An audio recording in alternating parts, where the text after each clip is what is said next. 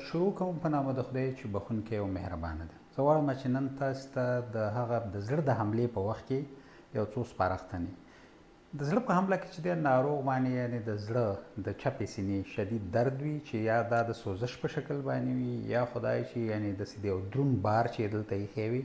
یعنې یو دروند درد وي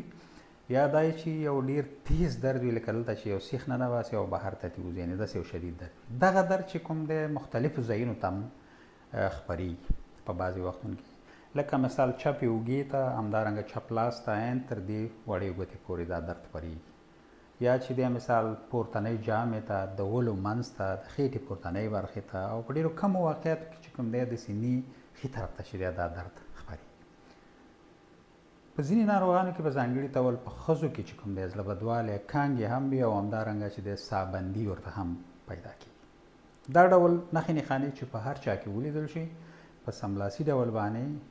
روغتون ته ورسوئ تر څو پورې چې صحیح درمل شي. ځینې وخت کې د زړه په حمله کې ناروغ چې دی رالویږي او بېهوشه کېږي.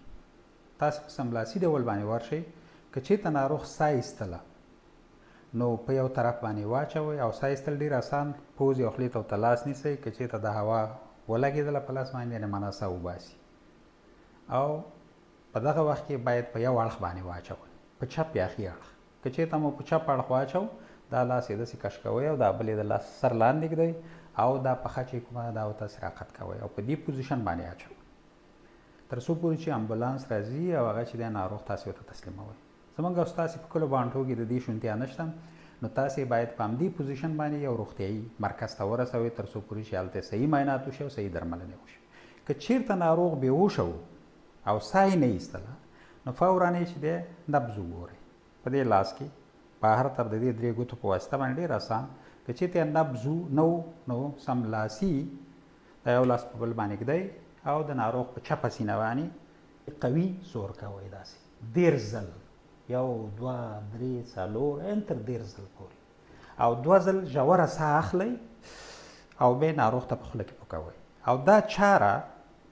تر هغې ته دوام ورکوئ تر څو پورې چې امبولانس راځي او یا زموږ او ستاسې په کلو باندو کې خپلې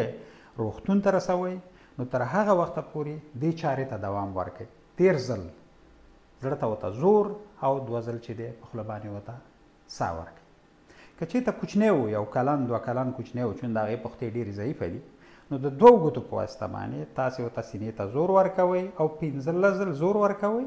او 2 ځل چې دی په خوله باندې ورله ساه ورکوئ. که چېرته 15 کلن 6 کلن او غټ ماشوم و نو تاسو کولی شئ د څپخ په واسطه باندې ورته زړه ته زور ورکوئ 15 ځل او 2 ځل چې دی ورله ساه ورکوئ. په غټانو کې دغه زور چې تاسې ورکوئ یعنې داسې زور باید ورکوئ تر څو پورې چې دا سینه 1 سانتي متر ښکته لاړه شي. د پښتو د ماتېدلو پروا یې مه کوئ ځکه د زړه ولاړ دی باید ناروغ د مرګ نه وژغورل شي او دې چارو ته هغه وخته پورې دوام ورکوئ تر څو پورې چې تاسې یو روغتیایي مرکز ته رسوئ. د یوه بلې روغتیایي خپرونې پورې له تاسې اجازه اخلم ستاسې د بشپړې روغتیا پای.